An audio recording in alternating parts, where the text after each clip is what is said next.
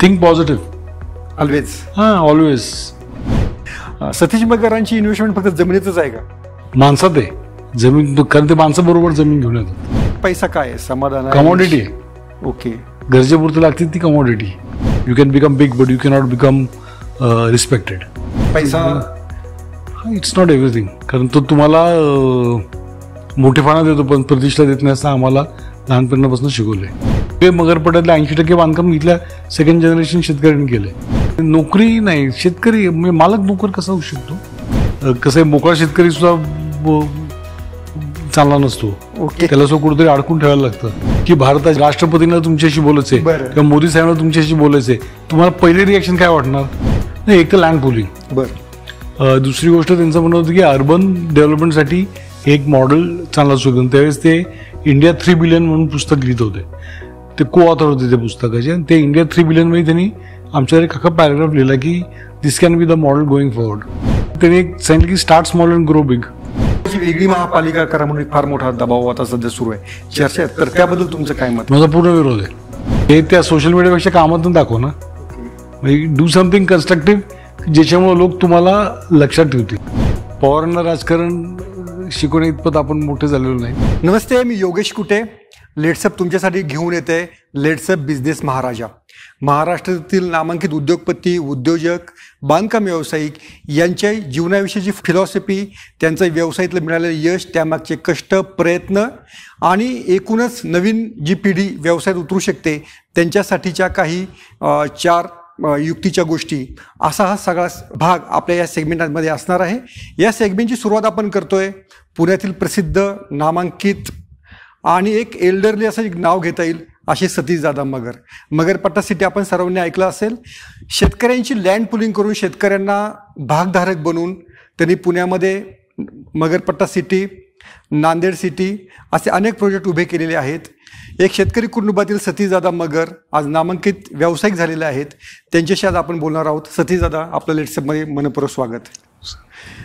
दादा, मला सांगा की बांधकाम व्यावसायिक व्हायचं आहे आणि उद्योजकच व्हायचंय, हा तुमचा प्लॅन ए होता की प्लॅन बी होता? नाही, हा प्लॅन बी होता. बरं, ओके. प्लॅन ए अजिबात नव्हता. हां. प्लॅन ए होता शेतकरी व्हायचं. बरं, ओके. त्याच्यासाठी ॲग्रिकल्चर कॉलेजमधनं ग्रॅज्युएट झालो. शेती करायला सुरुवात केली. 79ला ग्रॅज्युएट झालो. 79 to 82. ओके. 3 वर्ष इमानदारीत शेती करायचा प्रयत्न केला. 82 मध्ये पुण्याचा ड्राफ्ट डेव्हलपमेंट प्लॅन आला. बरं. त्या ड्राफ्ट डेव्हलपमेंट प्लॅनमध्ये ज्या जमिनीवर आपल्याला शेतकरी व्हायचंय ती जमीन फ्युचर अर्बनायझेबल झोन म्हणून त्याच्यात दाखवली. आणि त्यावेळेस लोकांना अर्बन लँड सेलिंगची भीती, लँड ॲक्वायर व्हायची भीती, त्यामुळे एक अस्वस्थता आली होती लोकांच्यामध्ये. आणि त्या सगळ्या विषयांमध्ये आमचे एल्डर जे होते, म्हणजे माझे वडील होते, स्वर्गीय विठ्ठल तुपे होते, या सगळ्या लोकांनी इथल्या लोकांना एकत्रित करून गव्हर्नमेंटशी भांडून आपलं शेती झोनच ठेवावा, या शेती झोन ठेवण्यासाठी म्हणून प्रयत्न चालू केले. त्यावेळेस त्यांना मी नुकताच ग्रॅज्युएट झालो म्हणून एक असिस्टंट म्हणून काम करत होते त्यांच्यावर. अच्छा. माहिती माहिती गोळा करणे, ऑफिसमध्ये जाणे, कागद सबमिट करणे, 7बाराचे उतारे काढणे, अशी कामं करत होतो. आणि त्यावेळेस 87ला तो प्लॅन फायनल झाला. त्यावेळेस तो शेती झोन म्हणूनच राहिला. ओके. पण त्यावेळेस एक लक्षात आलं की परमनन्सी इथं नाही आहे. अच्छा. इथं आज ना उद्या आपल्याला वेगळा काहीतरी विचार करावा लागेल. विचार म्हणून मग आम्ही थोडंसं डायव्हर्जन केलं. ओके. पण तुमचा प्लॅन ए काय होता? मग प्लॅन शेती करण्याचा होता. पण शेती तुम्ही केली का प्रत्यक्षामध्ये? हो, चालू केली ना. शेती केली. द्राक्ष होती आमची. आम्ही संकरित टोमॅटो करायचो. मग डेअरी होती आमची मोठी, 200-250 गायी होत्या. बरं. मी ह्या परिसरातलं सगळ्यात पहिलं मिल्किंग मशीन आम्ही इन्स्टॉल केलं होतं. त्याच्यामुळं होतं. ओके. अच्छा. विचार तो होतं. पण असं पण तुम्ही एका भाषणामध्ये म्हणालो की तुम्ही MPSC आणि UPSC साठी देखील प्रयत्न करत होता आणि ॲग्रिकल्चर कॉलेजमध्ये वातावरणच होतं, म्हणजे की प्रत्येक सगळेच बसायचे परीक्षा. ओके. अच्छा. अख्खा क्लास बसला त्यांच्याबरोबर बसलो. ओके. MPSCच्या परीक्षेला. बरं. त्यावेळेस ते एक स्पेसिफिक विषय होते ॲग्रिकल्चरचे. बरं. त्याच्यामुळे बहुतेक पास व्हायचे, त्यात मी पण पास झालो रिटर्नमध्ये. ओके. तिथं थांबली गाडी. पण ती गाडी थांबली त्याचं कारण पण तुम्ही सांगितलं. तेव्हा पुण्याचे कलेक्टर होते जमशेदजी कांगा, यांनी तुम्हाला काहीतरी 4 मोलाच्या गोष्टी सांगितल्या. हो, त्यांनी सांगितलं की तू खरंच नोकरी करणार आहे का? म्हणलो सर करणार आहे. म्हणजे तू कोणाची तरी एखाद्या गरजूची जागा घेतो का असं तुला वाटत नाही का? बरं आहे. तुला गरज आहे काय नोकरी करायची? जर गरज नसेल तर कशाला जागा अडवतो? ओके. त्यामुळे तू इंटरव्ह्यूला जाऊ नको म्हणून इंटरव्ह्यू नाही गेलो. इंटरव्ह्यू गेलेच नाही तुम्ही? नाही गेलो. एक चांगल्या अधिकाऱ्याला महाराष्ट्र मुकला असं म्हणता येईल, पण त्यापेक्षा एक चांगला उद्योजक आणि रोजगार निर्मिती करणारा कदाचित वेगळे झालं असतं ना. आता अधिकारी पण तेवढे पॉवरफुल होतात. ओके. काय माहिती. तुमच्या त्यावेळेस कोण कोण मित्र आहेत की जे अधिकारी झालेले आहेत? तर माझ्या आधीच्या बॅचमधले प्रभाकर देशमुख होते. ओके. जे कलेक्टर होते पुण्याचे. राईट. विकास देशमुख होते. माझ्याबरोबर महेश दगडे होते. बरं. चंद्रकांत दळवी होते. अच्छा. माझ्या नंतरचे पण बॅचचे होते असे बरेच आहेत. शेखर गायकवाड आम्हाला ज्युनियर होते. ओके. साखर आयुक्त आहेत. बरोबर. त्यामुळे असे शिवाजी बोडके जे पुण्याचे ऍडिशनल कमिशनर पोलीस होते ते माझे बॅचमेट होते. ओके. अच्छा. जॉईंट सीपी होते मला. जॉईंट सीपी होते झाल्यानंतर ते बरेच होते. गुलाबराव पोळ मला सिनियर होते. ते पुण्याचे सीपी होते. राईट. येस. ओके. असे बरेच होते. खूप होते. त्यांच्याशी अजून कनेक्ट आहे? हो आहे ना. आमचं ऍग्रिकल्चरचं अजून ते आहे. बरं. ओके. ओके. कारण आम्ही काही सगळेजण हॉस्टेलमध्ये राहायचो. ओके. त्याच्यामुळे 4 वर्ष आधी 4 वर्ष नंतर हा कंटिन्यू संपर्क काही कारणाने. ओके. आणि तुम्ही शेतकरी संघटनेत पण होता दादा, म्हणजे तुम्ही अगदी अनेक दौरे केले, मोर्चे केले, तर शेतकरी संघटनेशी तुमचा संपर्क कसा गेला? नाही, आमच्या इकडचे बरेचसे लोक शेतकरी संघटनेत सामील झाले होते. बरं. त्यावेळेस आपले जोशी साहेब पुण्यातच राहायचे. ओके. त्या अभिमान श्रीच्या तिकडे त्यांचा बंगला होता.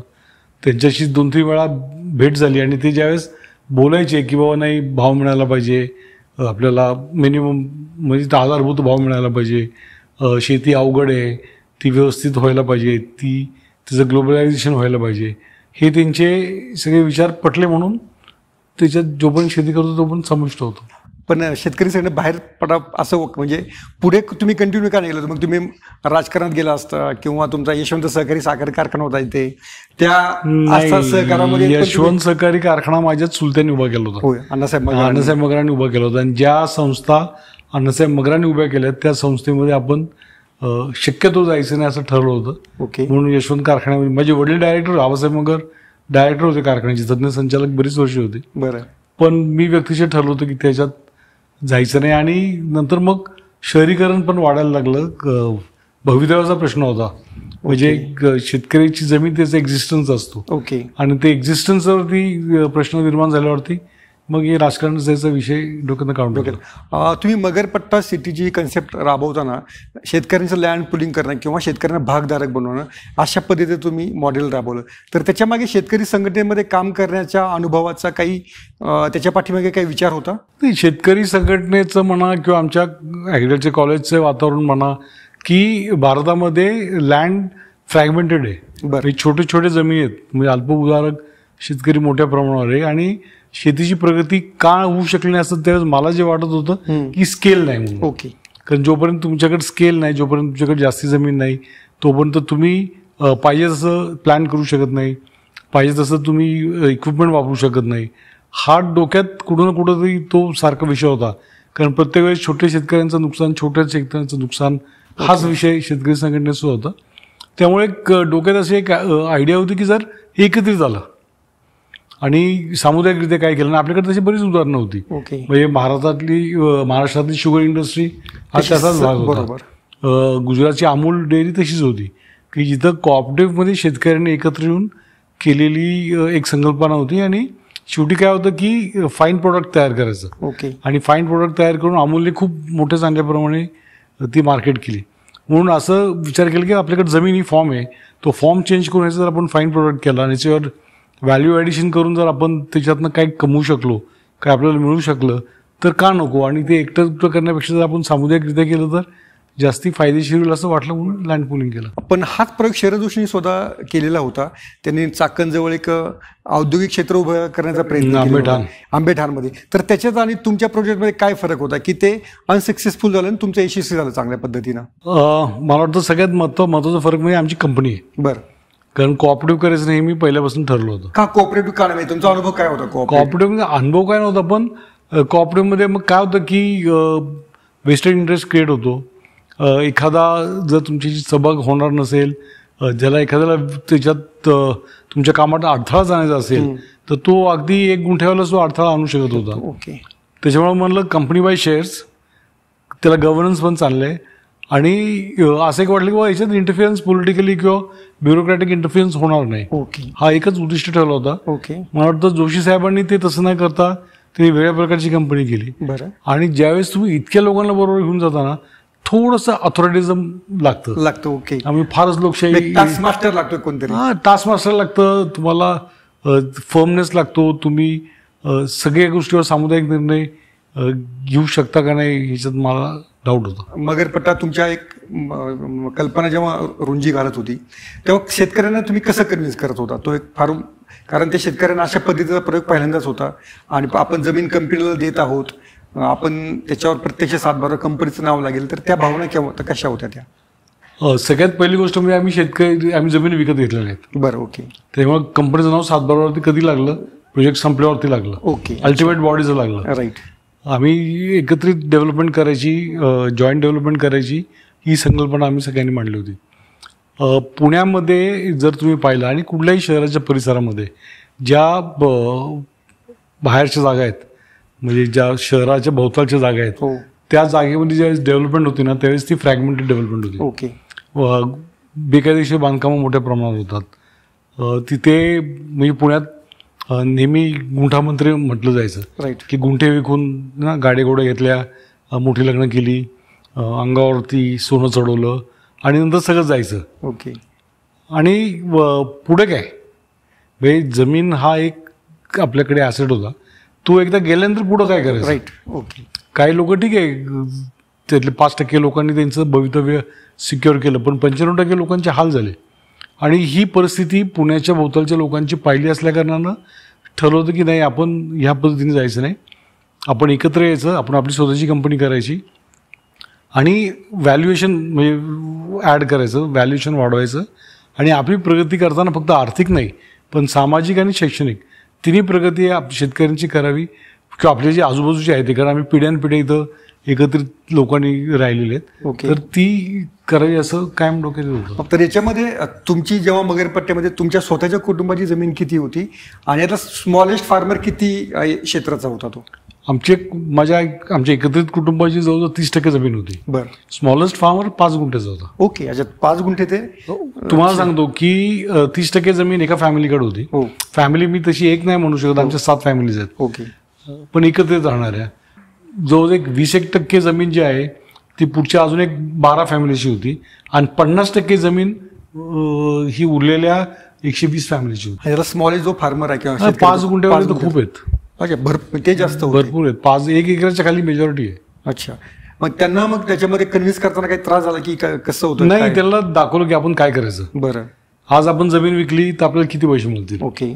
ही जर आपण डेव्हलप केली तर आपल्याला काय फायदा मिळाल. बरं. आपल्याला उद्योजक कसं होता येईल, आपल्याला एक इन्कम स्ट्रीम कसं जनरेट करता येईल. बरं. आणि जे गुंठामंत्री म्हणतात तो आपल्याला शिक्का कसा लागणार नाही. ओके. वाटतं तो शिक्का तुम्हाला गुंठामंत्री शब्द फार लागलेला दिसतोय. खरंच असं तेव्हा वातावरण होतं की लोक तसंच म्हणतात ना. ओके.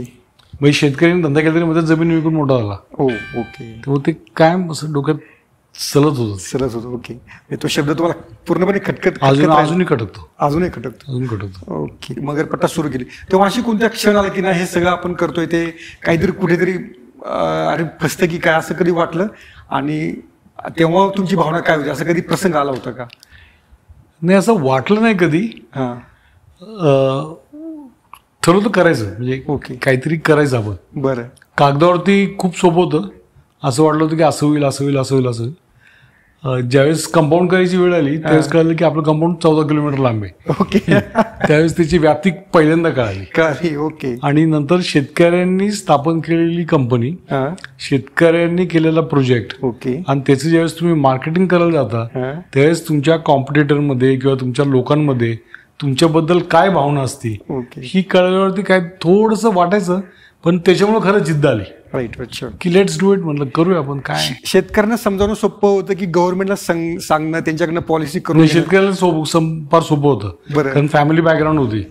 पिढ्यानपिढ्या माझे आजोबा, माझे चुलते, माझे वडील, माझे काका, हे सगळ्या लोकांनी इथं त्यांचं सगळं आयुष्य काढलं होतं. त्यामुळं आणि लोक आम्ही पहिल्यापासून मगरपट्ट्यात वाद नव्हते. वाद जरी असले तरी किरकोळ वाद होते. लोक सामुदायिकरित्या म्हणजे काम करायचे. कॅनॉलचं पाणी आलं तरी त्याचं वाटप व्यवस्थित करायचे. ऊसतोड करताना एका पाठोपाठ एक लागवडी करायची, म्हणजे ज्या छोट्या पट्ट्या होत्या त्या मोठ्या पट्टीतनं ऊस बाहेर काढतात, असं लोक समोपचारी राहायचे. तसं वातावरण चांगलं होतं. त्याला कन्व्हिन्स करायला वेळ नाही लागला. गव्हर्नमेंटशी कसं झालं ते? गव्हर्नमेंटला पण एवढा वेळ लागला नाही, कारण 93 साली सुरुवात केली आणि 99 साली काम चालू केलं. बरं. 93ला पहिल्यांदा गव्हर्नमेंटकडे गेलो, 99 साली काम केलं. आणि किती झाले मुख्यमंत्री? 1, 2, 3, 4 मुख्यमंत्री झाले. आणि या 4 मुख्यमंत्र्यांमध्ये, कारण त्यावेळेस काय होतं, तो जो काळ होता ना, तो मनमोहन सिंगचा लिबरलायझेशनचा काळ होता. राईट. म्हणजे राजीव गांधी त्या सगळ्या लोकांचा असा काळ होता की नरसिंहराव साहेब होते की काहीतरी वेगळं करायचं. म्हणजे ते ट्रान्सफॉर्मेशनचा इयर होता तो. आणि त्या ह्याच्यात प्रत्येकाला वाटायचं की आपण नवीन एक्सपेरिमेंट करावं. बाबू लोकांचा त्रास नवीन आयडियाजला थोडंसं नाही, कारण त्यांना पण नवीन एक्सपेरिमेंट करायचं होतं ना. का थेट तुमचे शरद पवारशी संबंध असल्यामुळे? नाही, माझं सगळ्यांशी संबंध आहेत. म्हणजे मगरपट्टा स्थापन झाला त्यावेळेस शरद पवार साहेबांचं गव्हर्नमेंट नव्हतं, त्यावेळेस युतीचं सरकार होतं. राईट. मनोहर जोशी त्यावेळेस मुख्यमंत्री होते, बाळासाहेब ठाकरे साहेब सगळ्यात प्रमुख होते. त्याच्यानंतर झालं दुसरा प्रोजेक्ट झाला त्यावेळेस विलासराव देशमुख होते, तिसरा प्रोजेक्ट झाला त्यावेळेस फडणवीस साहेब होते. त्यामुळे तसं मला त्याची आम्हाला काळजी नव्हती.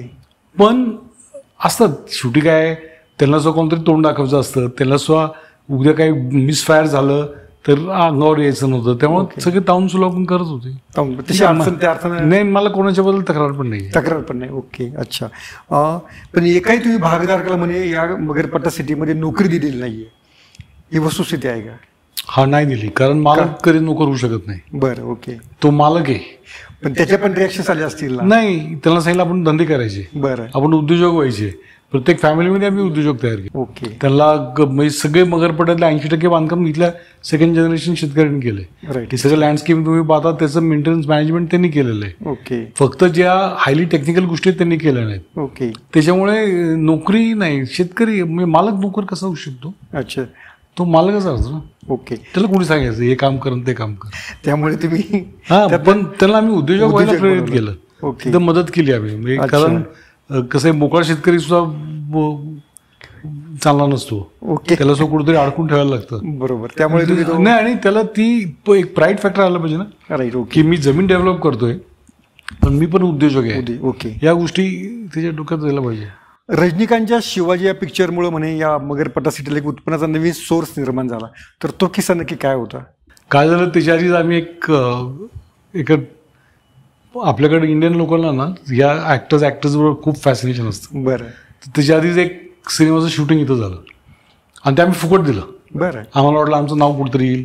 ते म्हणजे आम्ही तुमचं नाव देतो, अमकं देतो, तुमकं देतो. त्यावेळेस पब्लिसिटी पाहिजे हा एक क्रायटेरिया होता. बरं.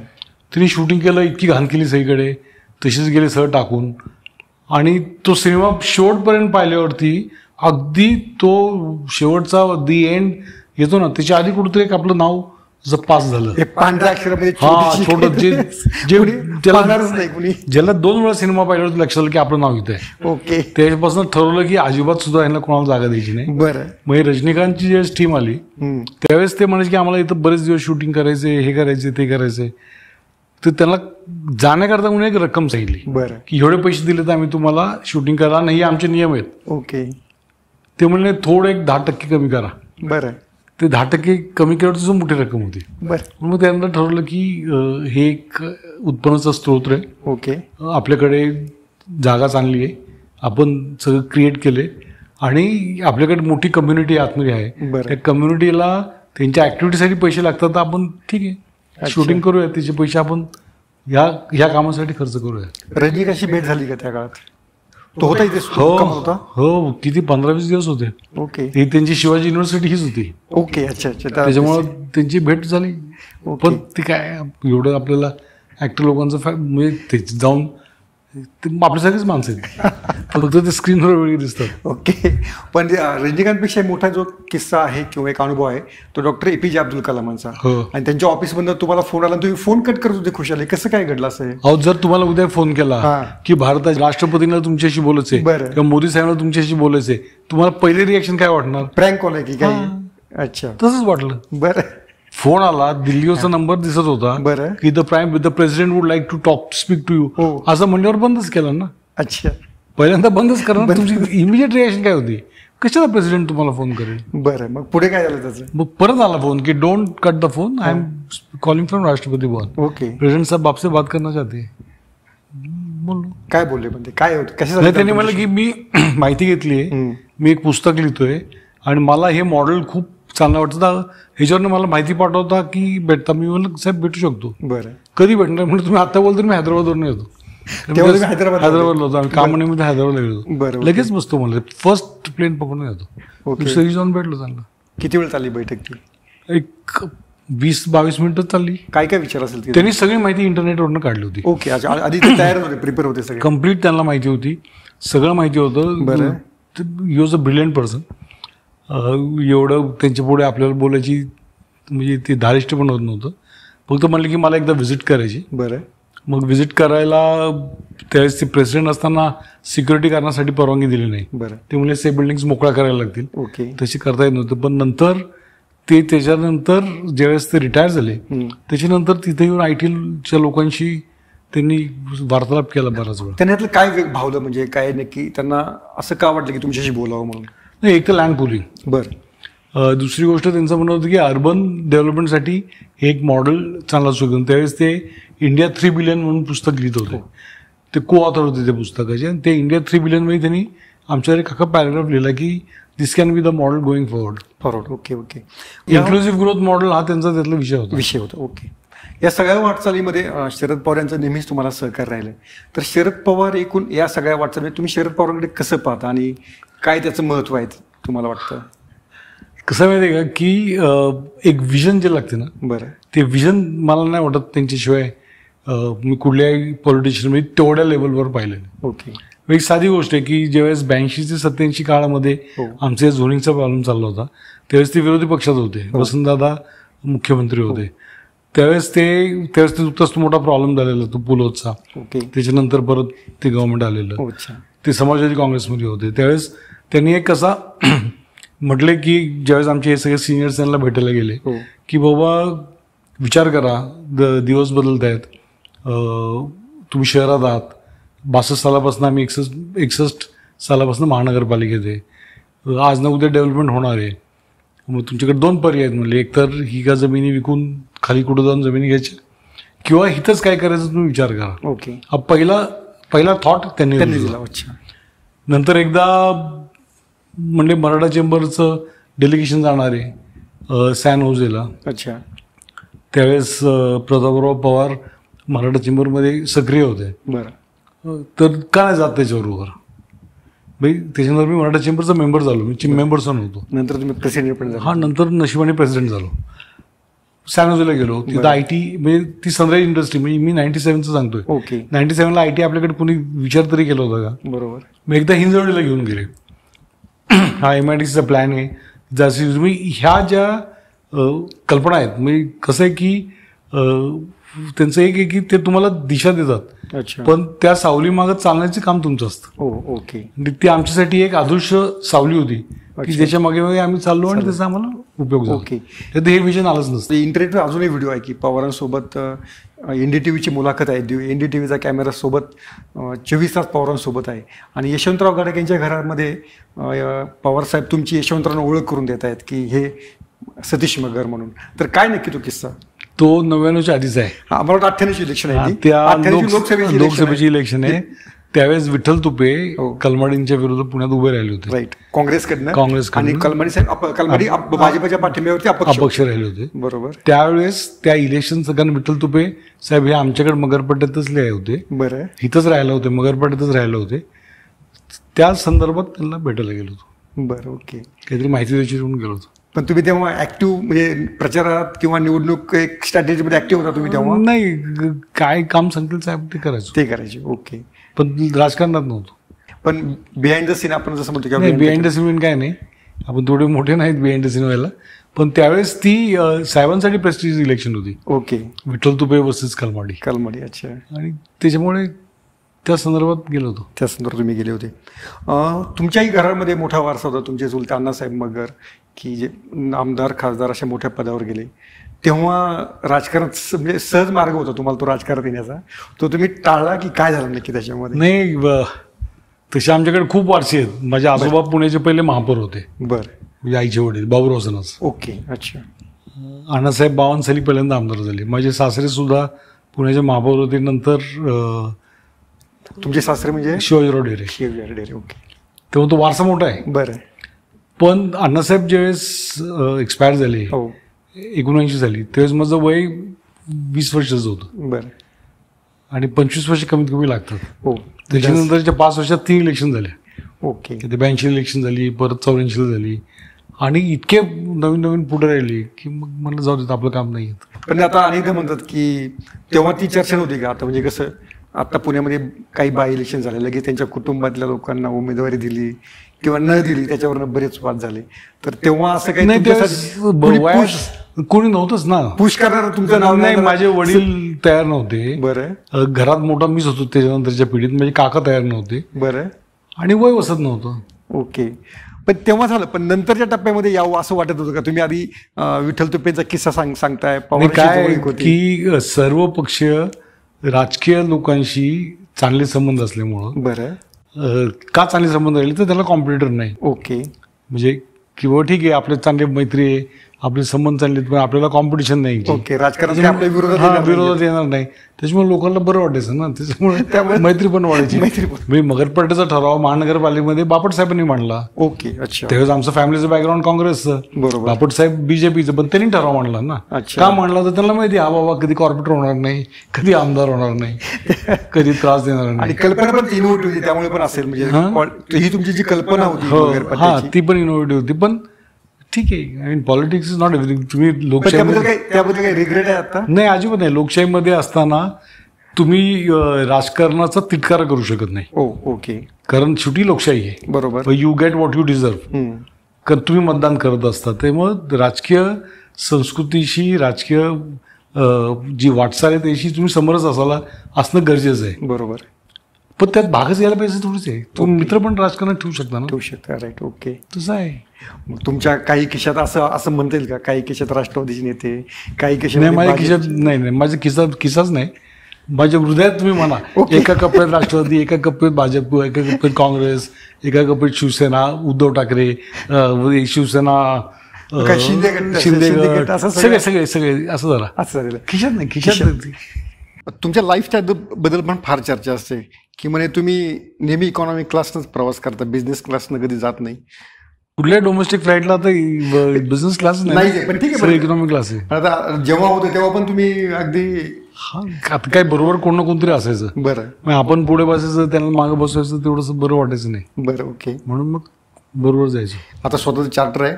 नाही, थोडे मोठे नाहीत आम्ही. नाही, चार्टर्ड नाही. आता फक्त फर्स्ट रो मध्ये बसतो. ओके. आता फक्त फर्स्ट रो मध्ये बसतो. तेवढा प्रिव्हिलेज मिळाला पहिल्या रांगेत बसायला. हा फ्रिक्वेंट फ्लायर असल्यामुळे एकदम त्या, हा फ्रिक्वेंट फ्लायर किंवा ते मिळतात, म्हणजे आहेत आपले ओळखीचे लोक करतात काम, पहिल्या रूममध्ये तिकीट देतात. तुमचे चुलते जेव्हा होते तर चुलत्यांचा कधी तुम्हाला म्हणजे त्यांच्याशी कधी संबंध आला, त्यांचे कोणते गुण तुम्हाला अनुभवायला आले, असं काही होतं? कारण ते इतके पॉप्युलर होते त्या काळामध्ये की पुण्याचं नेतृत्व सगळं ते करत होते. नाही, मी लहान असताना त्यांच्यावर खूप फिरलो. बरं. म्हणजे ज्यावेळेस मार्केट कमिटी पहिल्यांदा स्थापन झाली, मला आठवतं मी शाळेत होतो, किर्लोस्कर कन्सल्टंट्सला त्यांनी ते डिझायनिंगचं काम दिलं होतं. बरं. आणि शंतनुरावांशी त्यांचे खूप चांगले संबंध होते. पण किर्लोस्कर कन्सल्टंट्सनी ते मार्केट कसं दिसावं, त्याच्यावर म्हणजे ते गोल मार्केट, ते सगळं असं एक त्याचा मॉडेल केलं होतं. बरं. ते डोक्यात ठेवून मी मगरपट्टा ज्यावेळेस केला, पहिल्यांदा ते मॉडेल केलं की लोकांना समजायला. अच्छा. की कसं दिसतं ते. आणि मला आठवतंय की आपलं जे मार्केट यार्ड आहे, हो, ते त्या दिल्लीच्या कॅनॉट प्लेस सारखं आहे. हो. पाकळ्या गोल गोल गोल जे आहेत ना, आणि ते सारखे म्हणायचे की दिल्लीचं कॅनॉट प्लेस हे बरोबर आहे, मध्ये अशी मोकळी जागा, तिथं गार्डन. म्हणजे त्यांची ती कल्पना वेगळ्या होत्या की शेतकरी तिथं त्या गार्डनमध्ये फिरतील, शेतकरी निवास असेल. आता त्यातल्या बऱ्याचशा गोष्टी झाल्या नाहीत, पण त्यांना ते एक विजन होतं. कारण आम्ही लहान असताना नेहमी म्हणायचे की सेकंड वर्ल्ड वॉरमध्ये जर आपण असतो आणि भारतावरती जर अटॅक झाला असताना तर अर्बन रिन्युअल कम्प्लीट झालं असतं. कधी कम्प्लीट जुनी घरंही पडली असती, नवीन इमारती झाल्या असते. म्हणजे किंवा पिंपरी चिंचवडचे ते नगराध्यक्ष असताना त्या परिसरामध्ये झाड लावली पाहिजेत, हे करायला पाहिजे. म्हणजे त्यांचं ते ते म्हणजे केलं ते होतं. हडपसरच्या असून पिंपरी चिंचवड नगराध्यक्ष कसं काय नाही, त्यांचा तो आमदारकीचा मतदारसंघ होता. बरं. त्यावेळेस हवेली मतदारसंघ जो होता हो. तो मांजरीपासून सोलापूर रोडला उरुळी कांचनपर्यंत, नगर रोडला वाघोलीपासून लोणीकंदपर्यंत आणि बॉम्बे पुणा रोडला दापोडीपासून निगडीपर्यंत ओके. असा तो गोलाकार शहराच्या भोवतालचा रस्ता होता. ओके. त्याच्यामुळं बागायती भाग होता, ड्राय एरिया होता आणि औद्योगिक भाग होता. अच्छा, तिन्ही ठिकाणी त्यांचा संपर्क होता. म्हणून त्यांना ते पिंपरी चिंचवडचे पहिले नगराध्यक्ष आमदार असताना झालेले. हो. ओके. त्यांना ते होतं, ते त्यांचं डेव्हलपमेंट ओरिएंटेड होतं ते. पण नंतरही तुम्ही हा जो राजकीय वारसा तो वेगळ्या रूपाने चालू ठेवला. म्हणजे रोहित पवार हे तुमचे जावई आहेत, तर रोहित पवार तुम्ही पहिल्यांदा कधी पाहिले? रोहित पवारचे वडील आणि मी कॉलेजमध्ये एका हॉस्टेलमध्ये राहत होतो. एकाच हॉस्टेलमध्ये राहत होते. बरं. ओके. त्याच्यानंतर दिवाळीच्या वेळेस प्रत्येक दिवाळीला बारामतीला जाणं व्हायचं. बरं. साहेबांना भेटायला. त्यावेळेस एकदा ते म्हणले की म्हणजे मुलाला पाहिले का बरीच वर्ष? म्हणलं नाही. त्यावेळेस ते नुकतंच मला वाटतं ग्रॅज्युएट होणार होते, त्यावेळेस पहिल्यांदा पाहिलं. पण त्यानंतर तुम्ही म्हणजे प्रपोज करावं किंवा हे स्थळ आता घ्यावं म्हणजे मगर आणि पवाराचे संबंध नाही, ते असं अगदी, कारण आप्पासाहेब पवारांना पण मी खूप चांगल्या पद्धतीने ओळखत होतो. बरं. ते BSc ॲग्रिकल्चर होते पुण्याचे. ओके. सुरुवातीच्या काळामध्ये जे ॲग्रिकल्चरचे शेवटच्या वर्षाची मुलं होती त्यांना एक लेक्चर असायचं, एक इमिजिएट पास्ट स्टुडंट आणि ओल्ड स्टुडंट. ओके. तर त्यात आप्पासाहेबांनी मी बराच वेळा हे केलेलं, कारण ते त्यांच्याकडनं शिकण्यासारखं होतं. बरोबर. कारण ते एक्सपर्टच होते त्याच्यात. अच्छा. आम्ही शेती करत असताना सुद्धा त्यांच्याकडे खूप वेळा गेलेलो आहे, कारण ते इरिगेशन सिस्टम्स किंवा डेअरीमधलं त्यांचं काम हे म्हणजे हे होतं आणि डिस्प्युटेबल होतं. आणि आमच्या कॉमन मित्रांनी ते सहज असं बोलता बोलता सुचवलं ते. पण तुमची कर्जत जामखेड जो रोहित पवारांचा मतदारसंघ आहे तिथे तुमची जमीन पण अशी चर्चा? हो, माझ्या बंधूंची आहे ना, म्हणजे आमच्या फॅमिलीची जमीन आहे ना. बरं. ओके. पण ती खूप आधी घेतलेली. याचा आणि रोहित पवार कर्जत जामखेडमध्ये इलेक्शन लढवण्याचा काही संबंध नाही. पवारांना राजकारण शिकवण्या इतपत आपण मोठे झालेलो नाही. ओके. त्यांनी तो मतदारसंघ कसा निवडला तो खूप नंतर निवडला. बरं. आमची जमीन आधी बसली. खरं तर त्यांची अशी चर्चा होती की तुम्ही ज्या मतदारसंघामध्ये मगरपट्टा आहे तो हडपसर मतदारसंघ ते निवडणार होते, तर असं काही होतं का? नाही, असं माझ्या ऐकण्यात तर काय आलं. ओके. म्हणजे आता मगरपट्टा आहे, इथं भरपूर मतदान आहे, म्हणजे नाही असं नाही, मला नाही. तर तो सोपा जाऊ शकेल अशी नाही, असं राजकारणात कुठलाही मतदारसंघ कोणालाही सोपा नसतो. प्रत्येकाला तिथं काम करावं लागतं आणि असं कधी मला नाही वाटत कधी असं झालं. असं कधी झालं होतं? म्हणजे कर्जत जामखेड त्यांनी तो आधीपासून ठरवलेला होता असं मला वाटतं, पण त्याच्या आधी आम्ही तिथं गेलेलो होतो. अच्छा. ओके. खूप आधी गेलेलो होतो. पण म्हणजे एकदम म्हणजे तसं तो ड्राय एरिया होता, तिकडे जमीन घ्यायचं काय कारण? म्हणजे एक उत्सुकता म्हणून काय आहे की हॉर्टिकल्चर डेव्हलपमेंट जर करायची असेल. बरं. आणि जर तुम्हाला जास्तीत जास्त शेतीतनं अनुभव घ्यायचा असेल तर ड्राय एरियामध्येच शेती करणं सोपं होतं. त्यामुळे तुम्ही आधीच माझ्या बंधूंना खूप आवड आहे त्याची. ओके. त्याच्यामुळे त्यांना त्याची इच्छा होती तिथं घ्यायची. अच्छा. आणि बेसिकली हॉर्टिकल्चरसाठी म्हणून घेतली होती. जेव्हा तुम्ही नवीन तुमचा प्रोजेक्ट नांदेड सिटीत सुरू केला, पुण्याच्या पश्चिम दिशेला, पूर्व दिशेला, पश्चिम दिशेला, तेव्हा शेतकऱ्यांना कन्व्हिन्स करणं सोपं होतं का? कसं होतं? तो एक नाही, ते आमच्याकडे आले होते. ते स्वतंत्र होते, कारण तेच मगरपट्टा इस्टॅब्लिश झाला होता. बरं. ते आले होते की बाबा आमच्या भागात असं काही तुम्हाला करता येईल का? बरं. ऍक्च्युली तिथं गेलो होतो फक्त 100 एकरची टाउनशिप करायला. ओके. पण तिथं गेल्यानंतर तो सगळा परिसर जो आहे ना, म्हणजे तुम्ही जर पुण्याच्या भोवतालचे जर परिसर पाहिला आणि जो बागायती परिसर आहे तिथं बहुतेक फॅमिलीजमध्ये आपापसातले सोयरिकी आहेत. बरं. आमच्या बऱ्याचशा मगरांच्या मुली त्या भागात आहेत किंवा तिकडच्या मुली इकडे आहेत, म्हणजे सोयरिकी आहे त्यांच्या. बरं. त्याच्यामुळे ते कौटुंबिक ओळखीचं होतं. बरं. त्याच्यामध्ये वाढत वाढत वाढत 700 एकर झाला. ओके. म्हणजे मगरपट्ट्यापेक्षा जवळपास दुप्पट आहे ते. हा, मगरपट्टा 430 एकर आहे. ओके. 6.5-700 एकर आहे. तिथे किती फ्लॅट्स आणि इथे किती फ्लॅट, किती लोकसंख्या आहे साधारण? नाही, इथे मगरपट्ट्यामध्ये साधारण 8,500 7,500 फ्लॅट्स आहेत. बरं. कारण इथं IT जास्ती आहे. अच्छा. तिथे माझ्या अंदाजाने जर 20,000 फ्लॅट होतील. ओके. 12,000 झाले अजून 8-9,000 10,000 ते 22,000 फ्लॅट होतील तिथं. पुण्यातलं सर्वात मोठं एक जे कन्स्ट्रक्शन आहे ते तुमचंच असू शकेल असं नाही म्हणू शकत. बरेच लोक काम करतात इतक्या मोठ्या स्केलवरती. हो, बरेच आहेत. 700 एकर हे असं एकत्रित एरिया नाही, एका ठिकाणी नाही करत, पण विखुरलेले बरेच ठिकाणी करतात. बरेच ठिकाणी असू शकतील. ओके. मगरपट्ट्यामध्ये जेव्हा तुम्ही लँड होल्डर्सला जागा दिली किंवा घरं दिली, ती पण अशी म्हणजे वेगवेगळ्या ठिकाणी दिली, त्यांची एक कॉलनी नाही उभी केली एका बिल्डिंग मध्ये. मग परत आम्ही आमच्याच गल्लीचे राजे झाले असतो ना. मग जोपर्यंत आपण अपवर्ड मोबाईल, आम्ही काय म्हणतो इथले लोक कोण आहेत तर अपवर्ड मोबाईल मिडल क्लास आहेत. बरं. अपवर्ड मोबाईल मिडल क्लासमध्ये सगळ्यात जास्त महत्व कशाला आहे? शिक्षणाला आहे. ओके. कारण नॉलेज इज इक्विटी त्यांच्यासाठी. राईट. ओके. त्यांचे काय आमच्यासारखे जमीनदार नाहीत, जमीन जुमली नाहीत, वडिलांचीच मिळालेली, ज्याच्या जीवावर आम्ही मोठे झालो ते. तर त्या लोकांच्यात जर आपण आपली लोक राहिली हो तर त्यांच्यामध्ये शैक्षणिक प्रगती आणि सामाजिक प्रगती. ओके. तर शेतकऱ्यांचं कसं जरा अस्तव्यस्त काम असतं, बरं. म्हणजे दरवाजावर ठुंचळ असतं. पण तुम्ही स्वतः मगरपट्ट्यात राहत नाही, तुम्ही मगरपट्ट्याच्या समोरच्या बाजूला तुमचा स्वतःचा बांगला आहे, त्याचं काय कारण? काय तिथे माझ्या आजोबांनी 1905 साली पहिलं घर बांधलं. बरं. तिथे माझे चुलते, दोन्ही चुलते, माझे वडील लहानाचे मोठे झाले. ओके. आम्ही पण तिथेच लहानाचे मोठे झालो. तिथं आमचं त्या जागेची नाळ जोडलेली. अच्छा. आणि मेन गेटच्या समोरच आहे, म्हणजे इतकं लांब नाही आहे. हो. आणि आमच्या वडिलांना चुलत्यांना ते दुर्दैवानं गेले 2-2.5 वर्षापूर्वी एक्सपायर झाले दोघंजणी.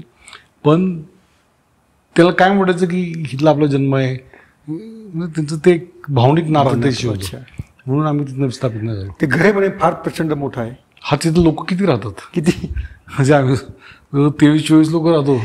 जॉईंट फॅमिली आहे. बरं. अजूनही ती जॉईंट? हो, जॉईंट फॅमिली. एकच किचन. ओके. एकाच किचन मध्ये आम्ही 5 भाऊ, आमच्या आई काकू, आता वडिलांना चुलते नाहीत पण आई आणि काकू, मुलं, तिघांची लग्न झालीत, म्हणजे 5-8-10 फॅमिलीज आहेत तिथं. ओके. त्यामुळे इतकं मोठ्या घराची 10 फॅमिलीज एकत्र म्हणल्यावर 10 वेगवेगळे बांधले तेवढंच एरिया झाले. पण हे जे मगरपट्टा सिटीचे तुमचं जे मॉडेल आहे ते रोडच्या पलीकडे मात्र यशस्वी झालं नाही. तिथे पण अशा टाउनशिप उभी राहिली, पण त्यांनी लँड खरेदी केली. तिथे शेतकऱ्यांना तुमच्या अगदी त्यांच्या डोळ्यासमोर एवढं एस्टॅब्लिश मॉडेल होतं.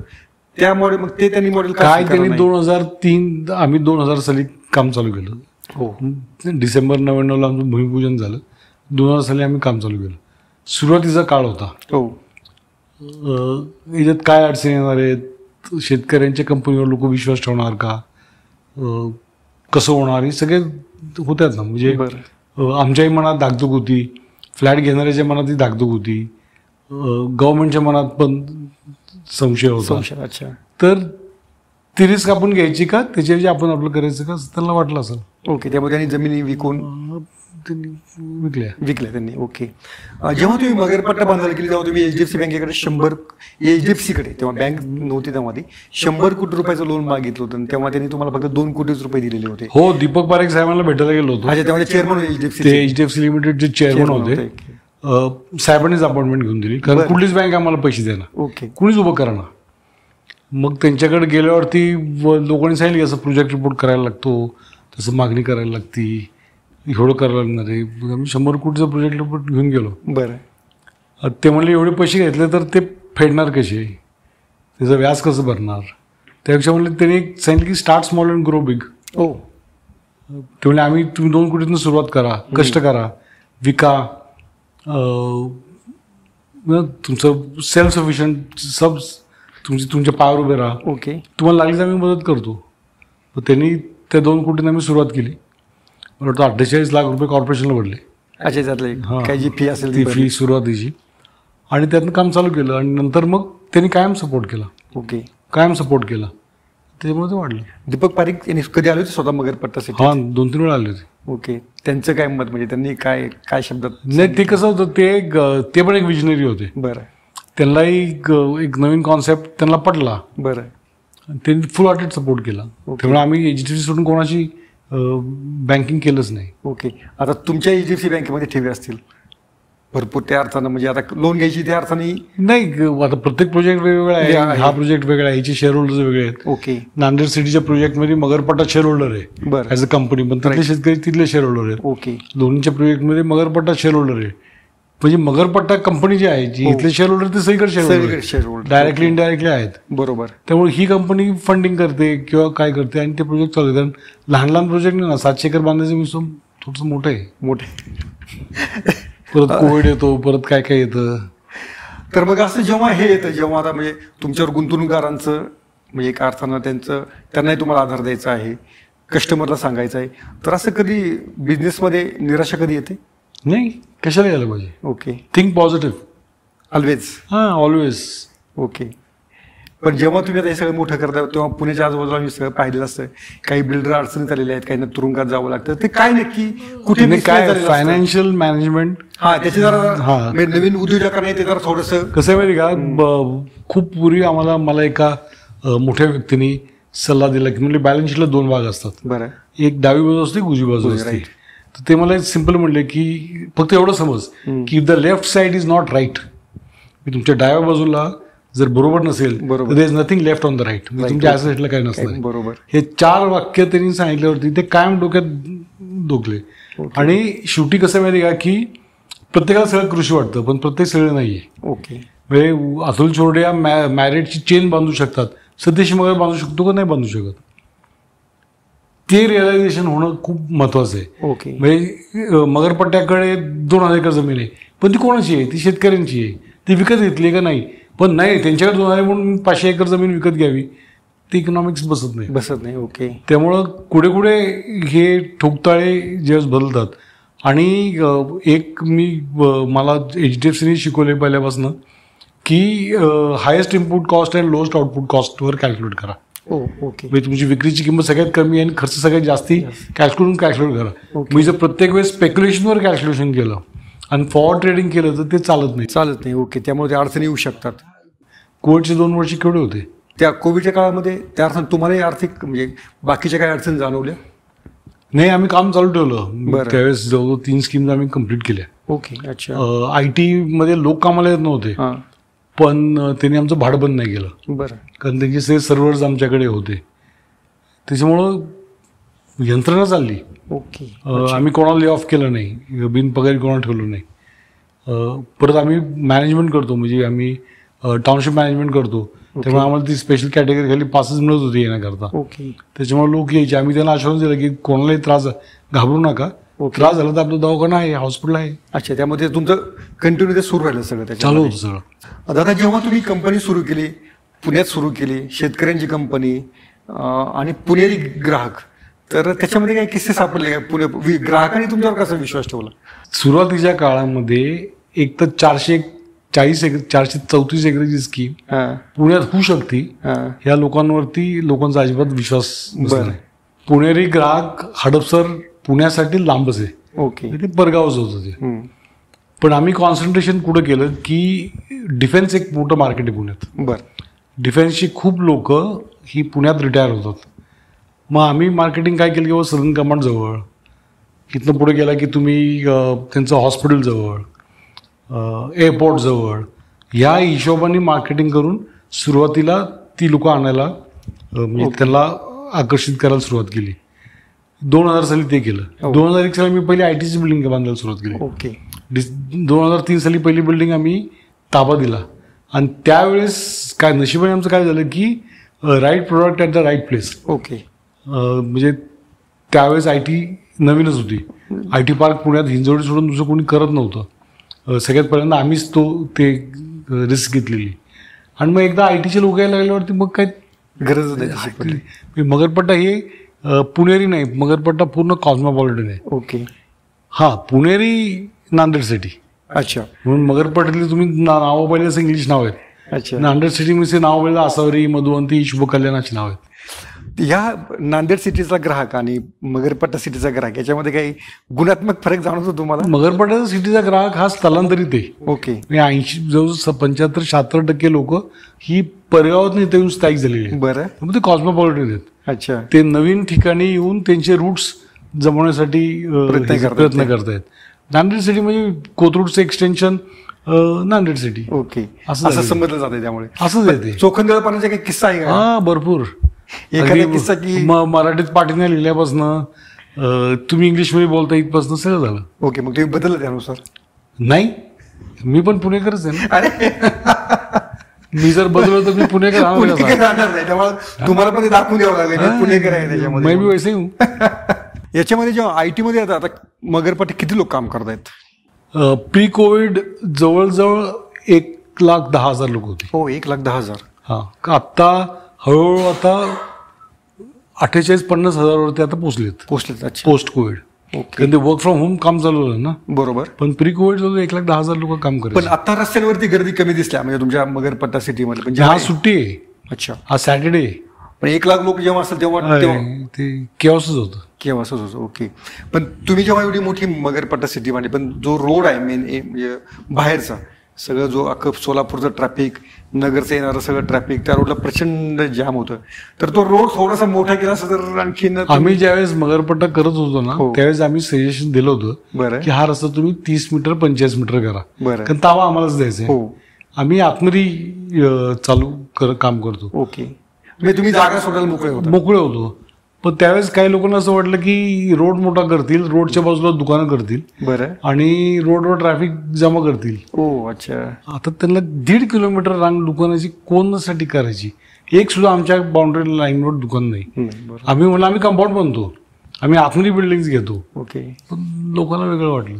अच्छा. त्यावेळेच्या अथॉरिटीला वाटलं, सत्तेवरच्या लोकांना वाटलं, कॉर्पोरेशनच्या. ओके. त्यामुळे तो रोड छोटा राहण्याचा बऱ्यापैकी. म्हणजे तुम्ही मुंडवा क्रॉस करून खरड्याला गेला तर 40 मीटर 45 मीटरचा रोड. बरोबर. खरी आता 45 मीटरचा रोड होतो. बरोबर. लोक नेहमी नाव ठेवतात. मग अजितदादा मला कायम भाषण सांगतात की मगरपट्टाचा रस्ता यांनी छोटा केला. आम्ही नाही छोटा केला, कारण आमची सगळ्यांची घरं ही रस्त्याच्या पलीकडच्या बाजूला होती. रस्त्याच्या अलीकडच्या बाजूला सगळी शेतीच होती. ओके. आणि आमचं सगळं कंपाऊंड वॉल इथनं तिथपर्यंत. ओके. पण म्हणजे या ट्रॅफिक जॅमला तुम्ही जबाबदार नाही? नाही, अजिबात नाही. अजिबात नाही. ओके. आणि ट्रॅफिक जॅम कुठं होत नाही हो. तुम्ही परदेशात कुठेही गेला ना, लंडन शहरातनं लंडन एअरपोर्टला जायला तुम्हाला 2 तास लागतच आहे. ओके. न्यूयॉर्कमध्ये तसंच आहे. फक्त डिफरन्स काय आहे की तिथं लोक हॉर्न वाजवत नाही आणि आड्यातिड्या गाड्या चालवत नाहीत. आपल्याकडे हॉर्न वाजवतात, मध्ये घुसतात. तेवढाच फरक आहे, बाकी काही नाही. Traffic jam is everywhere. दिल्लीला काय आहे, बँगलोरला काय आहे, मुंबईला काय आहे. पण एक टाउन प्लॅनर म्हणून म्हणजे तुम्ही एवढं सगळे करता, याला उपाय काय? पण म्हणजे आपण नुसतं नाही, त्याला एक तर पब्लिक ट्रान्सपोर्ट व्यवस्थित पाहिजे. बरं. कार शेअरिंग नावाचा प्रकार जो आहे, बरं, तो आपल्याकडे पाहिजे, जो आयटीने खरंच सुरुवात केली. अच्छा. पण पब्लिक ट्रान्सपोर्ट चांगलं पब्लिक ट्रान्सपोर्ट ओके असणं गरजेचं आहे. पण चांगल्या पब्लिक ट्रान्सपोर्टमध्ये फक्त मेट्रो येते का? नाही, बसेस सुद्धा असू शकतात. आता लंडनला बसेस आहेत की. अच्छा. युरोपमध्ये बसेस आहेत. कारण आपल्याकडे फक्त मेट्रो आपण भर देतो म्हणून मेट्रो किती लोक पुण्यातले बसणार आहेत ह्याचं मला थोडासा डाऊट आहे. अच्छा. मुंबईला लोकांना लोकलची सवय. ओके. मी लहान असो मोठा असो, मी किती वेळा मुंबई एअरपोर्टला जायला मी चर्चगेटवरून लोकल पकडलेली. बरं. काय वाटलं नाही. ओके. पुण्यात इथनं कॉर्पोरेशनला लोकल मध्ये जाईल का नाही, थोडीशी शंका मला आहे. शंकाच्या आणखीन एक विषय आहे पुण्याच्या दृष्टीने विचारतो की पुण्याच्या पूर्व भागाची वेगळी महापालिका करा म्हणून एक फार मोठा दबाव आता सध्या सुरू आहे, चर्चा आहे. तर त्याबद्दल तुमचं काय मत? माझा पूर्ण विरोध आहे. ओके. अच्छा. कारण पिंपरी चिंचवड महानगरपालिका ज्यावेळेस झाली त्यावेळेस पिंपरी चिंचवड महानगरपालिकेकडे उत्पन्नाचं खूप मोठं साधन होतं. ओके. आणि मला माहिती आहे, कारण माझे चुलते नगराध्यक्ष होते ते. त्यांच्या नंतरच ती महानगरपालिका झाली. मला ती जडणघडण मी लहानपणी जवळनं पाहिलेली. तुम्ही पिंपरी चिंचवड महानगरपालिकेची हद्द वाढवा ना, ते 2चा इक्वल करा. बरोबर. म्हणजे मग समजा आता पुणे मोठी, पिंपरी चिंचवड लहान आहे. हो. पिंपरी चिंचवड आता सक्षम झालेली आहे, राईट, ती मोठी करा. ओके. हडपसरपासनं उरुळी कांचनपर्यंत महानगरपालिका करायची. आणि त्यातला जर 50-60% भाग जर शेतीत असेल तर आम्हाला फक्त कॉर्पोरेटर महापौर होण्यासाठी महानगरपालिका पाहिजे का डेव्हलपमेंटसाठी पाहिजे? अच्छा. हा महत्वाचा भाग आहे. आणि C क्लास म्युन्सिपल कॉर्पोरेशन किंवा D क्लास नगरपालिका कोण पैसे देणार हो? शासन पैसे देऊ शकणार आहे? ओके. शासनाच्या पैशावर चालणार आहे ती, आणि शासनाचे पैसे कधी मिळणार आहेत? थोडासा राजकारणाविरहित विचार करावा असं मला वाटतं. अच्छा. त्यामुळे हा पर्याय काही योग्य नाही. माझा तात्विक त्याला, माझा पर्सनल जर तुम्ही मला विचाराल तर माझा विरोध आहे त्याला. आणखीन असंच की मगाशी जे आपल्या प्रश्नाचं हे राहिलं की जेव्हा हे बिल्डर लोक अडचणीत वगैरे येतात तर तुम्ही क्रेडाईवरती काम केलेलं आहे, अगदी पुण्यातली PBAP पासून तुम्ही पाहता सगळं, तर असं काही तुम्ही त्यांना पाठिंबा देण्यासाठी किंवा एक सपोर्ट सिस्टीम तुमची काय असते? नाही, आम्ही बँकेशी बोलतो. कोण दुसरा डेव्हलपर घ्यायचा असेल तर त्याच्यात मीडिएशन क्रेडाची लोक करतात. बरं. सेंट्रल गव्हर्नमेंटने स्वयं फंड केला हे ॲसेट्स, बेसिक ॲसेट्स घेऊन त्यांना आर्थिक सहाय्य, त्या कमिटीवरती मी स्वतः काम केलेलं आहे. बरं. असंच होतं, म्हणजे फिजिबिलिटी बघून तिथलं हे बघून. पण एखादं फारच डायव्हर्शन झालं असेल आणि ते सगळेच धंद्यात होतात, म्हणजे डायमंड मर्चंट्समध्ये होतं, इंडस्ट्रीमध्ये होतं, आपण पाहिलेलं आहे ते. राईट. अच्छा. फक्त आमचे लोक पळून जात नाही, इथंच राहतात. अच्छा. एवढाच मोठा फरक आहे त्याच्यामध्ये. पण करतात, मीडिएशन करायचा प्रयत्न करतात. ओके. त्यामुळे सध्या त्या क्रेडाचं जे काम आहे, स्वरूप आहे, तर त्याकडे तुम्ही कसं पाहता की तुम्ही 3 वर्ष त्याचे प्रेसिडेंट म्हणून पण काम पाहिजे? नाही, आता ते नॅशनल लेवलवर गेलेले आहे. म्हणजे बरं. खरी सुरुवात झाली पुण्यात. ओके. सिमेंटच्या त्या रेशनिंगच्या काळामध्ये PVAP promoters and builders association Pune ही सुरुवात झाली. ओके. कुमार गेरा, नंतर रामकुमार राठी, PA इनामदार ह्या लोकांनी सुरुवात केली. नंतर त्यांनी ती महाराष्ट्रापर्यंत दिली आणि नंतर ती नॅशनल. ओके. आत्ता नॅशनलमध्ये जवळ 12,000 मेंबर आहेत. अच्छा. 237 सिटीजमध्ये ती स्थापन झाली. अच्छा. फेडरल स्ट्रक्चर सारखी आहे. ओके. म्हणजे तिथं सिटी, स्टेट आणि सेंटर असं आहे. म्हणजे सिटीचे रिप्रेझेंटेटिव्ह स्टेटवर जातात, स्टेटचे रिप्रेझेंटेटिव्ह सेंटरमध्ये जातात. तर तिथे काम करायचं म्हणजे देशभरातल्या बिल्डरांसोबत काम करण्याचा तुमचा अनुभव कसा राहिला? डायव्हर्सिटी फॅक्टर आपल्याकडे फार मोठा आहे. बरं. कारण तसं हा स्टेट सब्जेक्ट असल्यामुळं, रिअल इस्टेट किंवा लँड हा स्टेट सब्जेक्ट असल्यामुळं प्रत्येक स्टेटची नियमावली वेगळी आहे, प्रत्येक स्टेटचा प्रॉब्लेम वेगळा आहे. प्रत्येक स्टेट आपल्यासारखं प्रगत नाही आहे. ओके. म्हणजे महाराष्ट्रासारखं ऑर्गनाइज नाही आहे, पण एक खूप मोठा डायव्हर्सिफाईड अनुभव लोकांचा, की कशा पद्धतीने काम करतात, कसं त्यांचं त्या गावात असतं. ओके. शिकण्यासारखं आहे, खूप शिकलं ते. ओके. पण जेव्हा हे क्रीडा वगैरे ग्राहकांसाठी म्हणजे जो, तर त्यात म्हणजे ग्राहकांची फसवणूक होऊ नये म्हणून तर तुम्ही काही जबाबदारी घेता का संस्था? नाही, आमच्याकडे कन्झ्युमर रिड्रेसल फोरम आहे. बरं. पहिल्यापासून नाही, पण आता रेरा आलं त्याच्यामध्ये त्याची पण गरज नाही राहिलेली. पण रेरा रिकन्सिलेशन मध्ये क्रीडा मोठ्या प्रमाणावर भाग घेते म्हणजे पार्टच आहे, त्याचा भागच येतो. ओके. अच्छा. म्हणजे रिकन्सिलेशनचे बरेच केसेस फ्लॅट ओनर, डेव्हलपर क्रीडा मेडिटेशन करून मार्ग काढते. नाही निघाली तर मग रेराकडे जातं. ओके. अच्छा. पण पहिला टप्पा जो आहे तो क्रीडाकडे होतो. हा, तुम्ही बऱ्यापैकी आता बाकी स्टेट लेवल, सिटी लेवलचे मेंबर्स करतात. ओके. दादा, तुम्ही जेव्हा तुमच्याकडे एक फादरी फिगर म्हणून पाहिलं जातं, ते जे नवीन मराठी तरुण किंवा इतरही कोणी तरुण उद्योगासाठी पुढे येतात, तर त्यांना तुमचा सल्ला काय असतो? उद्योग म्हणून करा. बरं. त्याला पॅशन पाहिजे. बरं. त्याला कष्ट करायची पूर्ण तयारी पाहिजे. ओके. आणि नथिंग इज फॉर फ्री. अच्छा. कुठल्या गोष्टी सोप्याने येत नाहीत. त्याला तुम्हाला कष्ट करून तुमच्या आवाका लक्षात घेऊन आणि तुम्हाला काय करता येतं ह्याचा स्वतःलाच कॉन्फिडन्स देऊन करायला पाहिजे. म्हणजे तुम्ही चॅनल काढता म्हणून मी काढावा असा प्रकार कॉपी करणं नाही. You have to do what you can do best. Okay. अच्छा. तुमच्या जीवनावरती प्रभाव टाकणाऱ्या 2 व्यक्ती कोणत्या? माझी फॅमिली. बरं. व्यक्ती म्हणून सांगणार नाही. ओके. फॅमिली. कारण त्यांनी व्हॅल्यूज. बरं. म्हणजे अजूनही एकत्र राहतो त्याच्यानं तुमचं लक्ष झालं. बरोबर. शक्य चुलत लोकांना सांगून सुद्धा कळत नाही. राईट. त्या व्हॅल्यूज फॅमिलीने दिल्या, हा सगळ्यात मोठा प्रभाव झाला. साहेबांचा एक प्रभाव मोठा झालेला आहे. ओके. अच्छा. गाईड आणि फिलॉसॉफर अशा दोन्ही अर्थानं. नंतर BG देशमुखांचे आमचे खूप घनिष्ठ संबंध होते. ओके. माझे केंद्रीय कॅबिनेट सचिव ते माझ्या वडिलांचे वर्गमित्र होते. ओके. त्यांचा शेवटचा काळ मगरपट्ट्यातच ते राहिले. अच्छा. खूप लोक आहेत. म्हणजे अच्छा, की प्रत्येकापासून तुम्ही आहात, इथं बसलेले लोक आहेत, कोणतरी तुमचे कॅमेरामॅन आहे. म्हणजे प्रत्येकापासून शिकायचं. सतीश मगरांची इन्व्हेस्टमेंट फक्त जमिनीतच आहे का? माणसात आहे. बरं. ओके. जमीन, कारण ते माणसं बरोबर जमीन घेऊन येतात. ओके. अच्छा. इन्व्हेस्टमेंट माणसात आहे. पण तुम्ही ऍसेट क्लास म्हणून काय पाहता? कशाला प्राधान्य देता? शेअर, जमीन? नाही, आम्ही आमचे जे मॉडेल आहे ते ऍसेट क्रिएशन मॉडेल आहे. ओके. त्या ऍसेट क्रिएशन मॉडेलमध्ये तिथनं त्या आमच्या शेतकऱ्यांना जे आमचे सभासद आहेत, कारण फक्त आमचे सभासद शेतकरीच आहेत. ओके. बाहेरचं कोणी नाही आहे. ज्यांची जमीन आहे तेच सभासद आहेत. त्यांना एक कंटिन्युअस उत्पन्नाचं साधन मिळावं हा आमचा उद्दिष्ट आहे. अच्छा. सतीश मगरांसाठी पैसा काय आहे? समाधान, कमॉडिटी. ओके. गरजेपुरती लागते ती कमॉडिटी. आणि गरजेपेक्षा जास्त आली तर कोणा लोक असती. ओके. पण काय करणार त्याचं? म्हणजे काय करू शकतो माणूस? ओके. अच्छा. एका ठराविक लिमिट नंतर तुम्ही त्याचं काय करू शकता? ओके. तुम्ही ज्यावेळेस एवढ्या लोकांच्या बरोबर काम करता त्यावेळेस तुमची लाईफस्टाईल तुम्हाला तशी ठेवावी लागते. अच्छा. तुम्ही तुटक राहून चालत नाही. मला कधी कळलं नाही, म्हणजे कदाचित ती फॅमिली बॅकग्राऊंड असावी. ओके. घरातले संस्कार असावेत की नाही आपलं असंच आहे, आपण असंच वागायचं, आपण तसंच वागायचं. कारण खूप वर्ष राजकीय, म्हणजे 52 सालापासून 77 सालापर्यंत कोणतरी राजकारणात होतं. तो प्रभाव पण आहे. ओके. लोकांकडे तुमच्याकडे बघण्याचा दृष्टिकोनचा पण प्रभाव आहे. कारण आम्ही कॅपिटलिस्ट नाही, आम्ही सोशल कॅपिटलिस्ट आहोत. ओके. अच्छा. त्याच्यामुळे तू नाही म्हटलं तरी थोडासा तो प्रभाव राहतोच त्या अर्थाने. पैसा it's not everything. It's not everything. Okay. सर्व काही नाही आहे. ओके.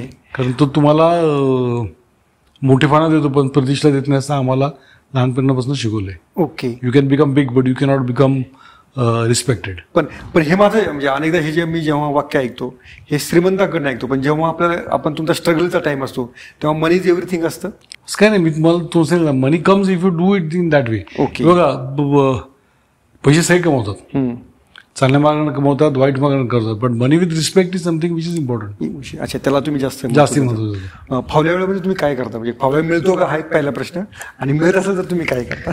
मी फक्त 9 ते 6 काम करतो. बरं. कुठं बाहेर गेलं तर टाइम एक्सटेंड होतो. ओके. मला रात्री 8-9 पण काम करता येत नाही. बरं. पावळत काय फॅमिली आहे, मित्रमंडळी आहेत, कार्यक्रम आहेत. ओके. वाचायला कधी कधी वाचत गेलं. ओके. आमचे काय मित्र आहेत ते दर 15 दिवसाला काहीतरी पुस्तक आणून देतात. बरं. सध्या नुकतंच वाचलेलं पुस्तक कोणतं? आता इतक्यात तिथं आहे महात्मा फुलेंचं. ओके. अच्छा. बरं. ते वाचतं, महात्मा फुले पण वाचताय? हा, कारण कसं आहे, these people are inspiring. Okay. हे लोक इन्स्पिरेशन आहेत. आणि म्हणजे महात्मा फुलेंची इंजिनिअरिंग कंपनी होती हे माहितीच नव्हतं. शेअर मार्केटमध्ये देखील हो, त्यांनी तो बोगदा केलेला कात्रजचा माहिती नव्हतं. अच्छा. त्यांनी जुन्या कडसला धरणाचं फाउंडेशन त्यांच्या पुणा इंजिनिअरिंग कंपनीने केलं माहिती नव्हतं. अच्छा. म्हणजे आपल्याला महात्मा फुले, स्त्री शिक्षण, समता ह्याच्यावर माहिती होते, पण हा भाग माहिती नव्हता. अच्छा. तो त्या पुस्तकात रूपात कळतो. संगीत ऐकता, पिक्चर पाहतास? पिक्चर नाही पाहत जास्ती, पण संगीत ऐकतो. काय ऐकता? सगळं ऐकतो. सगळं ऐकतं? सवय गंधर्वपासून शास्त्रीय संगीतपासून फिल्म संगीत पण सगळं ऐकतो. शास्त्रीय संगीताला कोण आवडतं गायक? बरेच मित्र आहेत आमचे. महेश काळे आहे, श्रीनिवास आहे देशपांडे. अच्छा. राहुल देशपांडे आहे. अच्छा. अगदी आवडीने ऐकता? हा, मुकुंद संग्रामने ती सवय लावली सवयीची. अच्छा. म्हणजे पत्रकारांना सवय लावलेली आहे. अच्छा. तुम्ही सोशल मीडियापासून लांब राहता असं पण अनुभव आहे, तर काय कळत नाही हो, ते माझ्या नंतरच्या जनरेशनचं. अच्छा. माझ्या जनरेशन. आणि why you have to be spontaneous. अच्छा. म्हणजे मी काय करतो, मी आज मुंबई एअरपोर्टला आहे, मी आता विमान बसून कुठे जाणार आहे, मला लोकांना सांगायची काय गरज आहे. अच्छा. माझं मत आहे की सोशल मीडिया हा एंटरटेनमेंट इंडस्ट्री आणि पॉलिटिशियनसाठी त्याला तो कनेक्ट लागतो. अच्छा. काय हो मला सांगा ना, मी जर उद्या तुमच्या फेसबुकवर पोस्ट टाकली की मी आज मुंबईच्या सार एअरपोर्टला माझा फोटो पोस्ट केला आणि नाव I am going to London, काय करायचं तुम्हाला त्याचं? तुम्हाला त्याची काय उत्सुकता लागणार आहे? पण त्याला अशी मानसिकता आजकाल झालेली की मी कोणीतरी आहे किंवा मला काहीतरी दाखवायचं लोकांना, असं पण ते त्या सोशल मीडियापेक्षा कामातून दाखव ना. ओके. डू समथिंग कन्स्ट्रक्टिव्ह ज्याच्यामुळे लोक तुम्हाला लक्षात ठेवतील. अच्छा. असं काय करू नका की उगाच काहीतरी सारखं. म्हणजे आता तुम्ही बघा ना, आज मी ईदला गेलो, मी ह्याला गेलो, काय टाकायचं. पण तुम्हाला हा म्हणजे हे एक सोशलाईट होणं याच्यापासून तुम्ही दूर राहता की थेट माणसांशी बोलता ते फेसबुक ऐवजी किंवा ट्विटर ऐवजी? हा, लोकांशी तुम्ही भेटणं, लोकांशी इंटरॅक्शन करणं माझ्या दृष्टिकोनातनं जास्ती महत्वाचं आहे. ओके. नुसतं केवळ ते ऑनलाईन जगतात राहण्यापेक्षा? ऑनलाईन काय, देयर इज नो इमोशन. अच्छा. ऑनलाईनमध्ये इमोशन काय, काहीच इमोशन नाही. ओके. त्यामुळे तुम्हाला ते फारसं त्याच्यावर तुम्ही ऍक्टिव्ह नाहीच. ओके. तुम्ही इतकं जगभर फिरता, तर तुमची आवडती ठिकाणं, शहरं कोणती? पुणे. अरे काय तुमच्या नजरेतलं पुणे सांगा मग आम्हाला. का पुणे तुम्हाला आवडतं? पुणे आवडायची 2-3 एक तर माझं गावघर आहे. बरं. मी या ह्याच्यातच आपण जन्मून लहानाची मोठी झालो. इथल्या लोकांमध्ये एक वैचारिक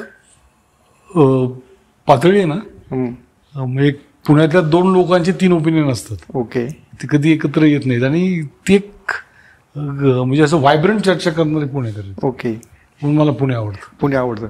पण पुणे सोडून महाराष्ट्राबाहेरचं म्हणजे तुम्ही आता इतकं जगभर फिरता, त्यातलं लंडन शहर चांगलं आहे. बरं. ओके. ते व्हायब्रंट शहर आहे. अच्छा. न्यूयॉर्क व्हायब्रंट आहे. बरं. तुम्हाला अतिशय शांत राहायचं असेल, काही जास्ती विचार करत झालं मॉरिशसमध्ये किंवा मॉलदीव्समध्ये असे आहेत की जिथं टोटल हे पण त्यात एक 2-4-8 दिवसाची पुढं नाही तुम्ही राहू शकत नाही. ओके. कारण तुम्ही मग तुटून जाता लोकांशी. खाण्यामध्ये काय आवडतं? सगळं खातो. अशी काय आवडीची ठिकाणं? सगळं म्हणजे पुण्यात मला नाही वाटत कुठलं हॉटेल बेडेकर मिसळपासून दुर्गापर्यंत कुठलं सोडलेलं नाही. ओके. पण आता मल्टी कझिन इटालियन वगैरे असं ते पण नाही. पण मला अजूनही आपलं टिपिकल महाराष्ट्रीयन जेवण आवडतं. बाकी ठीक आहे. नाही म्हणजे तुम्ही आता कुठं बाहेर गावी गेला तुम्हाला दुसरं काही महाराष्ट्रीयन टुरिस्ट मिळतं. ओके. त्या गावाचं तुम्ही ट्राय करायचं. तुम्ही वडापाव पण खाल्लेला आहे? कायम खातो. काय खाता? हा म्हणजे मुंबईला जात ना काय म्हणतो. दुसरं काय मिळतच नाही. दुसरं काय मिळत नाही. बरं. ओके. पण स्वतः काही कुक म्हणजे आजकाल ती नाही तसं त्यापासून तुम्ही दूर नाही. जमतच नाही. जी गोष्ट जमत नाही ती गोष्ट आपण करायची नाही. त्यापासून फारसं तुम्ही त्याच्या जवळ गेलेलं नाही? अजिबात नाही. मग घरात तुम्ही आता जसं इतरांशी एक दादा म्हणून असं घरात तुमचं पण असं दादा म्हणूनच एक असं नाही. बाहेर दादा काय आहे, घरात मी मोठा असल्यामुळं मला दादा म्हणायचे. बरं. दादा दुहेरी अर्थ आहे दादाचा. बाहेर तरी काय आता तुमच्याशी हसतमुखच बसलो हसत तुम्ही हसतमुखच आहात त्याच्याबद्दल नाहीये. पण घरात मध्ये करता म्हटलं की जरा थोडंसं नाही. काय नाही. आम्ही सगळे करते. अच्छा. सगळं आमच्याकडे डेमोक्रेसी आहे घरात. बिझनेसमध्ये जरी थोडं अथॉरिटीजम असलं तरी घरामध्ये तेवढं चालतं. पिक्चरमध्ये काही सिनेमे आवर्जून पाहता? तुमचे एवढे मोठं शेजारी थिएटर म्हणजे हे आहे मॉल आहे सीझन मॉल, त्याच्यामध्ये 13-14 थिएटर्स आहेत. तर तिथं जाऊन कधी पाहता? पाहिला ना. शेवटचा पिक्चर पाहिला तो आपला अमोल कोल्हेंचा कुठला होता? अच्छा. ओके. पण थिएटरमध्ये नाही जास्ती पाहत मी. टीव्हीवर पाहायला बरं वाटतं. टीव्हीवर पाहिलं. वेब सिरीज वगैरे पाहता? हा. कोणती पाहिली? आता मला तसं तुम्हाला गँगस्टर्स वासेपूर वगैरे असे काही पाहता? नाही. आता मध्ये एक नाईट एजंट का काहीतरी होतं ते CIN ह्याच्यावर तेवढं शेवटचं पाहिलं. टीव्ही मध्ये बातम्या पाहता? म्हणजे कसं बातम्यांचं कसं असतं? ते तुमच्या फारच ब्रेकिंग न्यूज यायला की नाही बघत नाही का? कारण ते न्यूजपेपरमध्ये दुसऱ्या दिवशी जे वाचता ना ते त्या टीव्हीमध्ये कम्प्लीट वेगळं असतं. बरं. आणि त्यावेळेला त्या तुमच्या चॅनलला त्या चॅनलच्या त्या कॅमेरामॅनला काय वाटतं. आणि मला बऱ्याच असं वाटतं की ते समोरच्या माणसाला बोलूनच देत नाहीत. अच्छा. आणि तो माणूस बोलायला लागला की ते बंद करून टाकतात असं माझा कायम समज होतो. ह्या मुलाखती मी तुम्हाला बोलून दिलेलं असावं. नाही. तिथे आपलं टीव्ही चॅनल आहे कारण तिथं ब्रेकिंग नाहीये. ब्रेकिंग नाही. ओके. कारण एकदा आमच्यावरच एक बातमी केली होती ती चुकीची बातमी होती. तर मी त्या टीव्हीचे जे आहेत मी ते टीव्हीचं नाव सांगणार नाही तुम्हाला. आणि त्याचं ज्यांनी केली त्याला पण त्याचं पण नाव सांगणार. तो माझा मित्र होता. म्हणजे तू कशालाही चालवतोय सारखी. म्हटलं रात्री 11 वाजता कंटिन्युअस चालू आहे हे नाही असतं ते म्हणजे मला माहिती आहे. बरं. पण आता दुसरी ब्रेकिंग न्यूज ते तोपर्यंत म्हणजे तुमची जाणार नाही. ओके. दुसरी ब्रेकिंग न्यूज झाल्यावर आमची बातमी केली. पण त्यामुळे मग ब्रेकिंग न्यूज म्हणजे पाहण्याचा कंटाळाच आहे त्या अर्थानं म्हणजे किंवा आपण काय करतो ड्रॅमटाईज करतो. ठीक आहे ती एक स्टाईल असेल करायची पण तुम्ही ड्रॅमटाईज करता. म्हणजे कोविडमध्ये इथं ह्या घरामध्ये इथं कोविडचा कोणाला तरी त्रास झाला. That is not required. Okay. लोक घाबरत होते. हॉस्पिटलमध्ये जवळ आलं तरी तुम्हाला असं होतं. मला वाटतं ते म्हणून थोडंसं त्यापासून दूर. म्हणजे आता तुम्ही पण न्यूजपेपर वाचतो सगळे. ओके. अच्छा. सगळे वाचतो. अच्छा. तुमच्या काळातली आवडता हिरो आवडती हिरोईन? आवडता हिरो अमिताभ बच्चन. हिरोईन तर बरेच होते पण अमिताभ बच्चन हा त्याचं त्या वयात त्या काळात सगळ्यांवरती असा ओके प्रभाव होता. त्या प्रभावच होता. अमिताभची किती भेट झाली? नाही. भेट घ्याविषयी तुम्हाला तसंच भेटला असता खरं? पण इतकं मोठ्या लोकांचं कुठं जायचं आपण काय बोलायचं नाही. नवीन काळातली अभिनेत्रीपैकी शाहरुख खान एक पडतो त्याचं. बरं. ओके. आमिर खान आहे. काय लोक चालले. नाना पाटेकर आहे. अच्छा. बरं. पण नानाशी तरी अनेकदा बोलणं झालं असेल ते बाकी तिघांशी झाले. तिघांचं राहिले. अमिताभशी फक्त बोलणार राहिले. Is too big. तर हे होते सतीश जाधव मगर. अतिशय चांगली मुलाखत त्यांनी दिली आणि नवीन जे आपल्या यंग एंटरप्रेन्योर्स असा जो नवीन परवलीचा शब्द आहे त्यांच्यासाठी या देखील मुलाखतीत भरपूर घेण्यासारखं आहे. तर दादा तुम्हाला तुमच्या पुढील वाटचालीसाठी भरपूर शुभेच्छा. थँक्यू.